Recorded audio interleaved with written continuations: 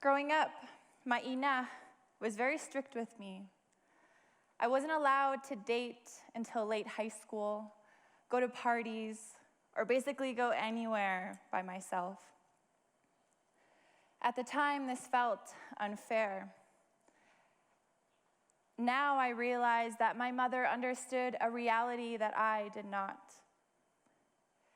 Native people are unprotected by tribal, state, and federal governments. Murder is the third leading cause of death among Indigenous women in the United States. The amount of missing and murdered Indigenous women and girls is in such large numbers that it has been classified as an epidemic by Congress. This is nothing new to us. The bodies of Indigenous women have always been the battlefield in the colonized world. As a 24-year-old tribal prosecutor, I understand this epidemic from within the justice system. At the age of 21, I became a practicing tribal prosecutor and came to realize my life's work as an Indigenous woman, speaker, and fighter. I believe we cannot rely on any system or government to heal our tribal nations from genocide that we have just survived. It must come from us. We must wake up to this reality that takes our sisters as prisoners of war. We must wake up from our dizziness and realize that we've survived, and now is the time to act. At one point, the Fort Belknap tribal government had 5 law enforcement officers patrolling a territory equivalent to 2/3 the size of the state of Rhode Island. 7,000 citizens protected by 5 officers. Wake up, my brothers and sisters. We can be asleep no longer. Action looks like strengthening our tribal governance, law enforcement. Action looks like exercising our inherent right to sovereignty by prosecuting non-tribal citizens who commit crimes within our jurisdictions. Action looks like challenging our own limited mindsets to realize that our people are not the threat, but the solution. As tribal nations, we're struggling with a huge wave of education into our communities. More and more of our children are leaving home each year to gather valuable knowledge at higher education institutions in hopes of creating positive change within their homes, only to return home unwelcome and unfamiliar. When I returned home, I met with tribal judges and court clerks calling me Miss Attitude or Miss Ivy League. My fellow peers who are educated even refer to themselves as outsiders. They accept our outsider status, whereas I do not, and neither should you. I believe that we need to change the way that we have received education into our communities.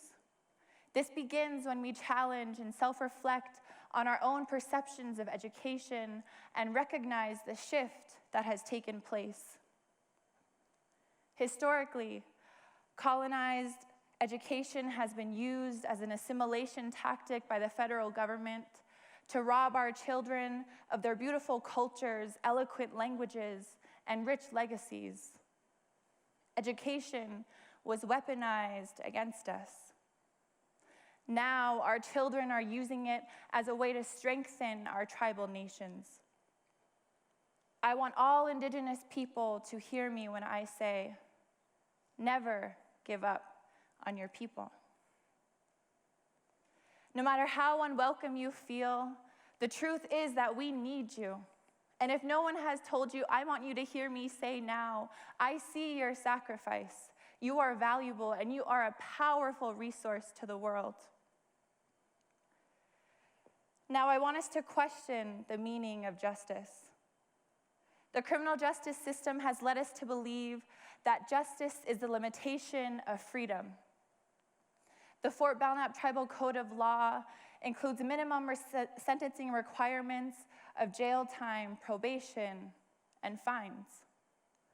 All of these have one common theme. They're all limiting.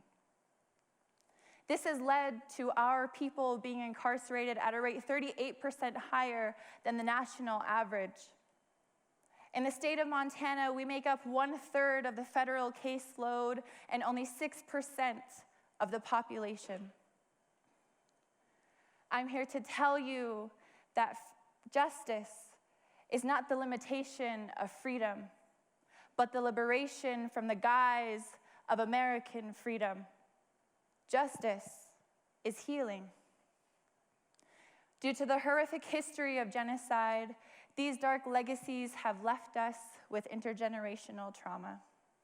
To each generation of today, we carry this. For me, it shows up in the emotional and sexual abuse I experienced as a child. When I was younger, I blamed others for these horrible acts. As a woman who has decided to heal, I understand that these horrible acts against me were not my fault. They're not my responsibility, but it is still my responsibility to heal so that my children will not have to inherit the trauma that I did.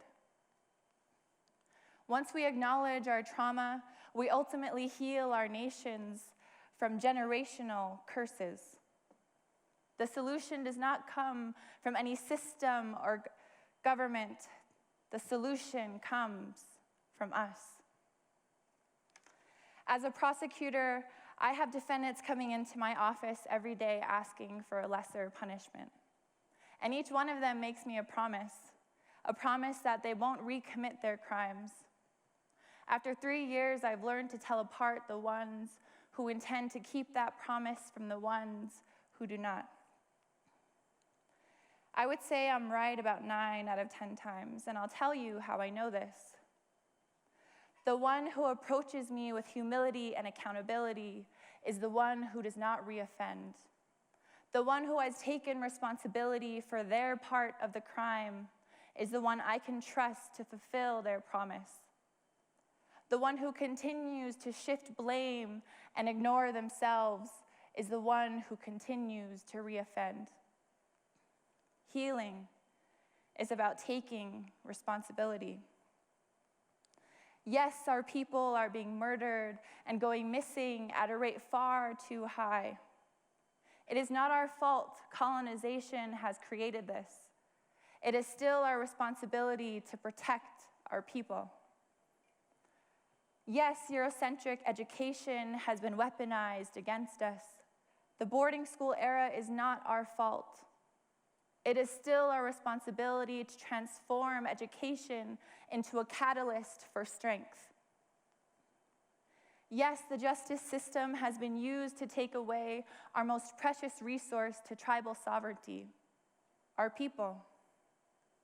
It is not our fault the justice system has been built on the legacies of genocide. It is still our responsibility to build a new system on the foundations of healing. As Indigenous people, we know that healing begins with prayer. My name is Chuogalajish. It means one who always prays. I'm going to do what my name gives me the right to do.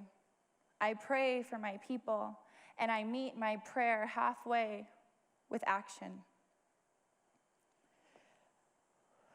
Thank you.